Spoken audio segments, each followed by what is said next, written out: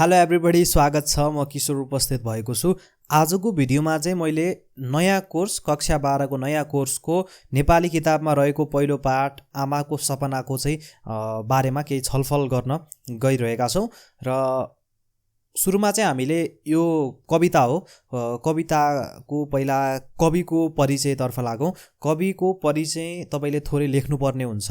Answer लेख्दाखेरि कसरी लेख्ने म तपाईँलाई भन्छु। तपाईँहरू राम्ररी सुन्नुहोस् र मैले भनेका कुराहरू बुझ्नुभयो भने तपाईँले मजाले लेख्न सक्नुहुन्छ।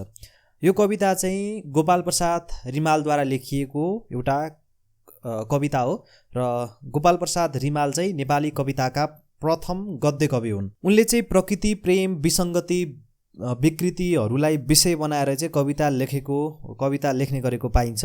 र उनले चाहिँ कवितामा धेरै जातीय व्यङ्ग्यहरूको भावलाई समेत कवितामा व्यक्त गरेको पाइन्छ। र उनका कवितामा नेपाली समाजमा व्याप्त अन्याय, अत्याचार, शोषण जस्ता कुराहरूको चाहिँ भ्रष्टाचार आदिका विरुद्धमा क्रान्तिकारी आवाज उठाइएको पाइन्छ।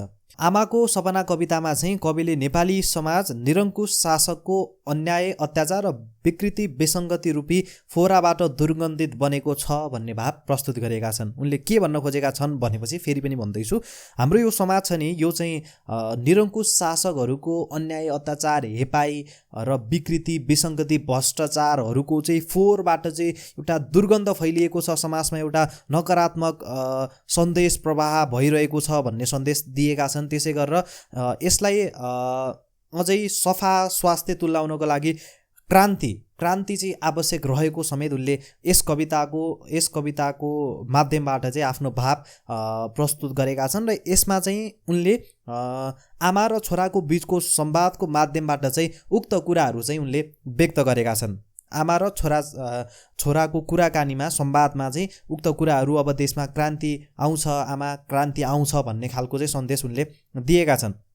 र छोरा र आमाको संवाद चल्छ र संवादमा मैले भनिहालेँ, आमा अब क्रान्ति आउँछ, क्रान्तिको पछाडि सबै जनताहरू लाग्छन् भन्ने विचार अथवा आशा चाहिँ उक्त कवितामा चाहिँ कविले प्रस्तुत गरेका छन्। क्रान्ति आवश्यक छ, क्रान्तिको पछाडि अब सबै जनता लाग्छन्, हाम्रो समाज परिवर्तनका लागि यो भ्रष्टाचार, हेपाई, अन्याय, अत्याचारको विरुद्धमा चाहिँ क्रान्ति ल्याउनै पर्छ, क्रान्ति आवश्यक छ। क्रान्तिको पछाडि हामीलाई सहयोग गर्न, हामीलाई सपोर्ट गर्न, हामीलाई हाम्रो विचारलाई सहयोग गर्नलाई, क्रान्ति ल्याउनलाई सबै जनताहरू लाग्ने आशा रहेको समेत उक्त यस कवितामा विचार प्रस्तुत गरिएको छ। र अर्को कुरा चाहिँ शोषण, अन्याय, अत्याचार, विकृति, विसङ्गतिबाट चाहिँ पीडित भएकी नेपाल आमाले परिवर्तनको आश गरेकी छन् भन्ने पनि गोपाल प्रसाद रिमालले यस कविताको माध्यमबाट आफ्नो भाव व्यक्त गरेका छन्। तर त्यो परिवर्तन, जुन परिवर्तन छ नि, त्यो परिवर्तन चाहिँ वर्तमान सन्ततिहरूबाट सम्भव नभई अब आउने भावी पिँढी अथवा अब आउने हाम्रा भावी सन्ततिहरूबाट, भावी पुस्ताहरूबाट मात्र सम्भव हुने कुरा समेत उक्त कवितामा चाहिँ प्रस्तुत गरिएको छ, उक्त कुरामा उठाइएको छ।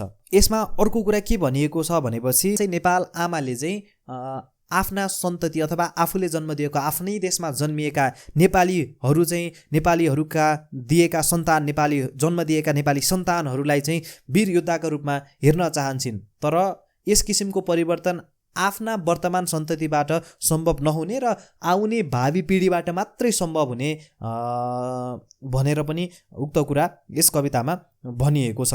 र यसमा अर्को कुरा के भनिएको छ भनेपछि नेपाली आमाले जन्माउने भावी सन्तान यही क्रान्तिकारी हिउँ र आगोभन्दा बढ्ता हुन नसक्ने भए पनि बिहानको सूर्य जस्तै उज्यालो रूपी क्रान्ति छर्दै आउँछ भन्ने भाव व्यक्त गरिएको छ। नेपाली आमाले जन्माउने आउने भावी पिँढी अथवा भावी सन्तानहरू चाहिँ क्रान्तिकारी हिउँ र आगोभन्दा बढ्ता हुन नसक्ने भएर बिहानको सूर्य जस्तै उज्यालो रूपी क्रान्ति छर्दै आउनेछन् भनेर उक्त भाव व्यक्त गरिएको छ।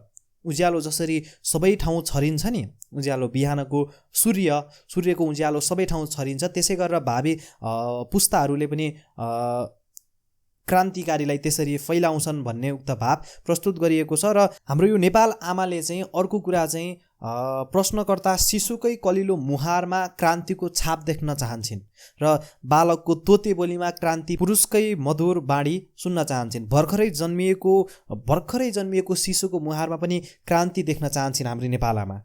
उक्त कुरा यस कवितामा प्रस्तुत गरिएको छ र यस कवितामा नेपाल आमाले आफ्नै सन्तानलाई वीर योद्धा बनाएर क्रान्तिकारी गीत घन्काउन चाहेको भाव समेत व्यक्त गरेको देखिन्छ।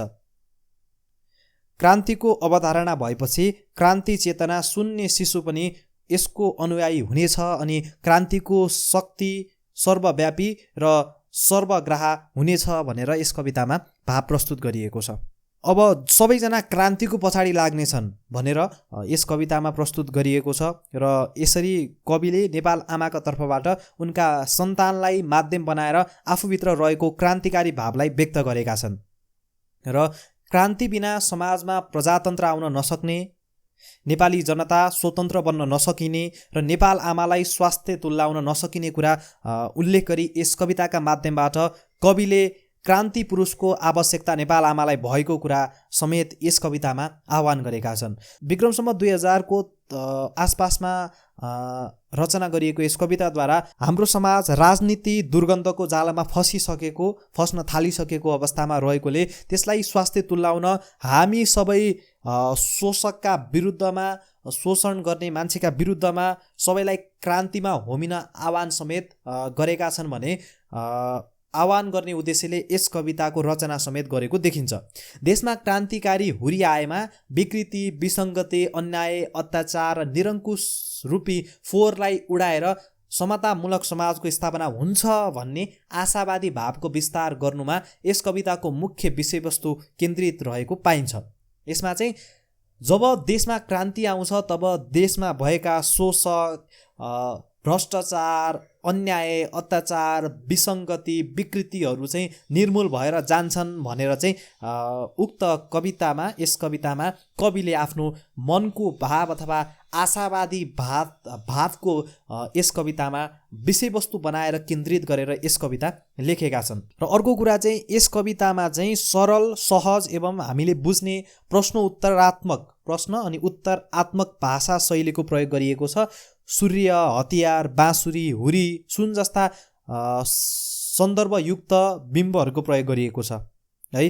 र अन्याय गर्ने भन्दा अन्याय सहने दोषी हो भन्ने भनाइलाई यथार्थ रूपमा प्रस्तुत गर्दै शोषण र दमनका विरुद्ध आन्दोलित हुन प्रत्येक नेपाली आमाले आफ्ना छोराहरूलाई सम्झिरहेका छन् भनेर पनि भाव प्रस्तुत गरिएको छ। प्रत्येक नयाँ युगको सुरुवात गर्ने प्रत्येक पिँढीले आफ्नो अवस्था अनुसार आन्दोलन गर्नुपर्छ भन्ने क्रान्तिकारी भाव कविले यस कवितामा व्यक्त गरेका छन् है। आशा छ तपाईँहरूले सजिलो तरिकाबाट बुझ्नुभयो। मैले एकदमै सजिलो तरिकाबाट तपाईँलाई बुझाएँ र यस्तै भिडियोहरू ल्याएर म पक्कै पनि उपस्थित हुनेछु। कक्षा 12 को अरू केही च्याप्टरहरूका अरू केही पाठहरूका पनि लेसन ल्याएर आउने नै छु। अहिलेलाई यति भन्दै छुट्टिन्छु। हस्त नमस्ते।